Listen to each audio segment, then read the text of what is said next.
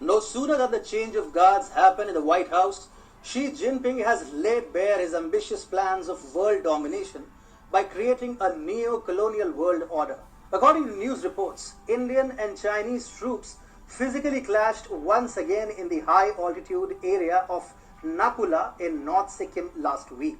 The brawl started after Indian troops challenged the attempt by the People's Liberation Army to intrude into Indian territory. Over 20 Chinese PLA soldiers were injured during the clash, suggesting the Indian troops dished some generous offering to the guests trying to unlawfully coerce their way through in the Indian territory. The Nakula sector, located at an altitude of 5,270 meters, was also one of the original face-off sites when PLA troops intruded into Indian territory at multiple points in eastern Ladakh in early May last year.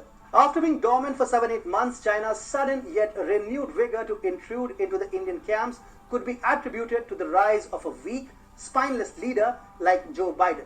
The American president has made it clear that unlike Donald Trump's presidential tenure, China would not be attributed as the enemy of the Americans, albeit like his predecessor Obama, Biden would go at war with Russia. Sensing the love, support and care from Biden, the Chinese President Xi Jinping immediately opened up multiple war fronts in less than a week since Biden was inaugurated at the Capitol Hill.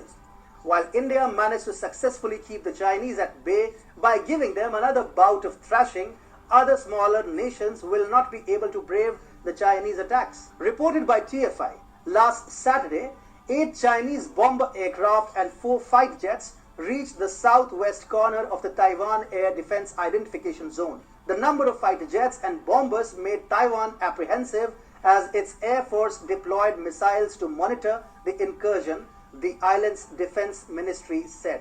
One might have thought this intrusion was a standalone event, but the very next day, 15 Chinese Air Force planes, including 12 fighter jets, intruded into Taiwanese airspace once again. Sandwiched between the two events was a futile warning from the US to China. Unnerved by China, the Taiwanese vice president reached out to its regional partners India and Japan, among others, except for the US, showing a total lack of faith in the ability of Biden's administration to keep China in control. Also reported by TFI, for the first time and after Biden's inauguration, China has explicitly granted permission to its Coast Guard to fire on foreign vessels, a move that would make contested waters around the nation more volatile.